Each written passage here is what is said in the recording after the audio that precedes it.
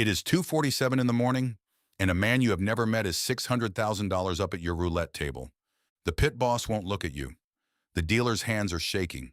Somewhere behind you, a cocktail glass shatters on the marble, and nobody flinches because everyone in this pit is staring at the same thing, the little ivory ball, spinning, again. You own this building. The carpet, the chandeliers, the 8,000 machines humming on the floor below, the vault 3 stories down, and right now a stranger in a wrinkled blazer is taking it apart one spin at a time. He bets 30,000 on red. Red hits. He lets it ride. Red hits again. The crowd around the table is 4 people deep now, filming, screaming, and your floor manager leans into your ear and whispers the question everyone is thinking. Do we shut the table down? You don't answer yet. Because by sunrise, you are going to understand something this man never will. And so are you. Let's go back 6 hours. You walk the floor at 9, like you do every night, and the room is already breathing. That is the only word for it. There are no windows here, no clocks. The light never changes, so a guest who walked in at noon and a guest who walked in at midnight feel exactly the same amount of time passing, which is to say, none. You designed it that way. Time is the enemy of the player and the friend of the house, and you have quietly deleted it from the building. You watch a woman feed a $100 bill into a slot machine. The reels spin, 2 cherries land on the pay line, the third stops just 1 notch above it, and the machine erupts in lights and a triumphant little fanfare like she won. She didn't. She bet $3 and the machine paid her back 80 cents, and it dressed up that loss in fireworks, so her brain files it as a victory. She pulls again. That near miss, that almost, is not an accident. It is engineered down to the frame. She will sit there for an hour chasing a feeling the machine is manufacturing on purpose. This is the first thing you know that she doesn't. The casino is not a place where you might win. It is a machine for converting other people's hope into your revenue, and it runs whether anyone gets lucky or not. But here's the part that would surprise her. You are not rooting against her. You don't need her to lose tonight. You need something far quieter and far more certain. You need her to keep playing. Walk over to the roulette wheel with me, the same wheel that stranger is about to attack. Count the numbers, 1 through 36, half red, half black, and then 2 more pockets, painted green, a 0, and a double 0. Those 2 green pockets are the entire reason you own a helicopter. When a player bets on red, it feels like a coin flip. 50-50, win even money or lose. But it isn't 50-50 because of those 2 green slots. There are 38 pockets, not 36, and red only lives in 18 of them. So every single time someone bets on red, they win a little less often than they should to break even. Spread across every bet on the table, that gap comes out to about 5 cents on every dollar that crosses the felt. 5.26% to be exact. That is your edge. That is the whole game. It sounds like nothing. 5 cents, a rounding error. The man up 600 grand would laugh if you told him that number is the reason he is going to give it all back. But you don't think in single spins. That is the player's disease, and it is about to cost him everything. Here is the truth that runs your entire empire. The edge is small, but it never sleeps, and it applies to every dollar, every spin, win or lose, all night, every night, forever. 1 spin is a coin flip. 1,000 spins is a machine. 1,000,000 spins is a law of physics. Mathematicians have a name for it, the law of large numbers. The more times you run the bet, the closer the real result crawls toward the expected result. One person can get hot for an hour. Nobody stays hot for a year. And you, the house, are not playing for an hour. You are playing every hour, against every guest on every table, simultaneously, until the building falls down. So while that woman at the slot machine is praying for one big hit, you are doing something she would never think to do. You are counting the handle, not the wins, the handle, the total amount of money that flows across your tables and through your machines in a night. Because you don't keep the wins. You keep your slice of the flow. And your only job, your single obsession as the owner, is to keep the money moving. The longer it stays in motion, the more times it passes through your 5%, and the 5% gets paid every time. That is why the drinks are free. Look around. Every glass in this room is on the house, and it is the best money you spend all night, because a person who has had 3 free vodka sodas makes worse decisions, bets bigger, and stays longer. The drink isn't a gift. It is a tool that increases your handle. That is why there are no clocks. Why the exits are tucked behind a maze of machines so you can never quite walk in a straight line to the door. Why the carpet is loud and ugly on purpose so your eyes lift up to the bright machines instead of down. Why the woman who lost $400 gets handed a voucher for a free buffet, a comp, on her way out, so that the last thing she feels isn't pain, it's gratitude. She'll be back Thursday. You are not selling gambling.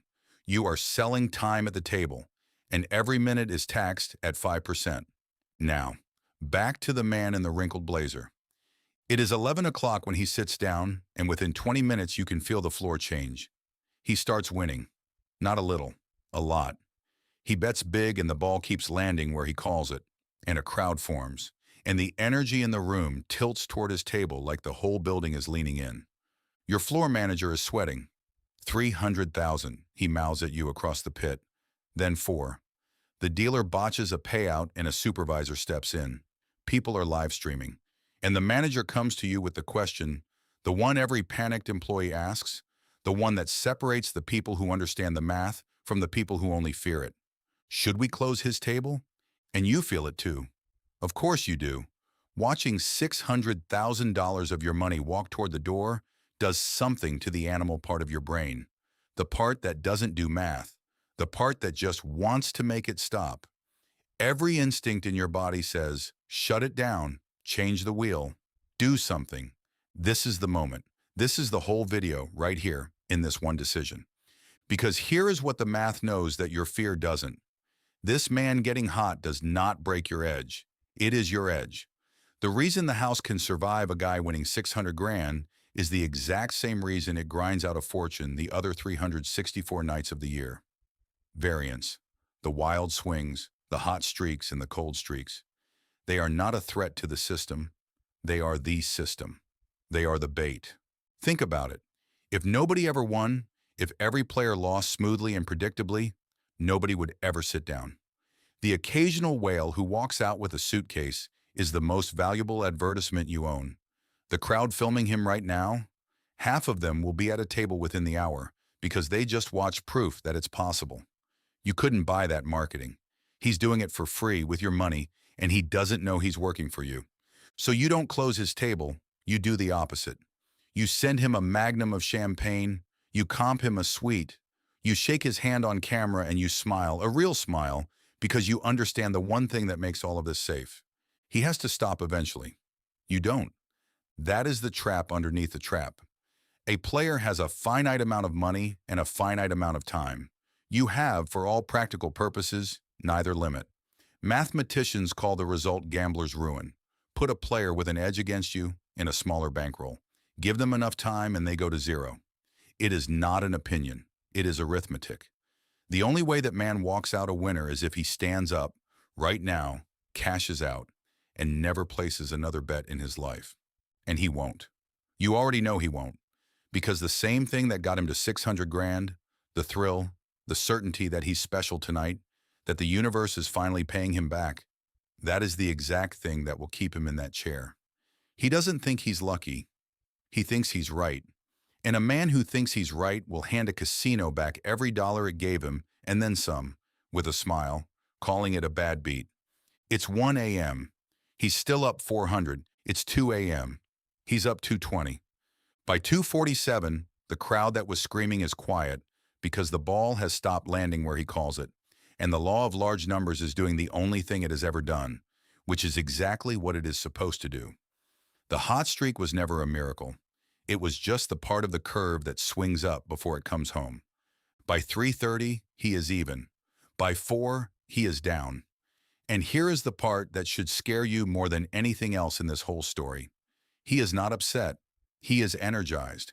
Because in his head, he was up $600,000 tonight, which means he is a winner having an off run, and a winner just has to keep playing to get back to where he belongs. You watch him reach into his blazer for more. And the manager who panicked at midnight finally exhales. The machine held. It always holds. Not because you got lucky, because you were never the one gambling. So let the man have his champagne, let him post the video. By the time the sun comes up over the parking structure, your floor did what it does every single night across 10,000 tiny bets you never even watched. It collected its 5% on the handle. The whale was a story. The story was the bait. The bait fed the machine. And the machine, quietly in the dark, with no clocks and no windows and free drinks for everyone, did the only thing it knows how to do. It won. Not the bet, the night. Now turn off the lights in the casino for a second and look at your own money. Because here's the question that actually matters, the one this whole night was really about. In your own financial life, are you the player or are you the house? The player makes a bet and hopes. The lottery ticket. The one stock someone swore can't lose. The all-in on a feeling. The player needs to be right this time, and the player tells themselves the next one will be the one that pays for all the others. The player is feeding a handle, and somewhere, quietly, somebody is collecting 5%. The house doesn't hope. The house finds a small, boring, reliable edge, and then it applies that edge to as many bets as possible, over as much time as possible, and it lets the law of large numbers do the work that luck can't. The house knows it will lose individual bets. It plans on it. It just makes sure that when you zoom out far enough, the math has nowhere else to go. You can be the house with your own money, not by opening a casino, by owning the boring thing with the tiny edge and the long horizon, by being the one who profits from the flow instead of the one praying for the hit, by understanding that wealth almost never comes from one perfect bet, and almost always comes from a small advantage repeated more times than you can count. The man in the wrinkled blazer walked into your building believing the same thing most people believe about money, that if he just got hot at the right moment, he'd be set for life.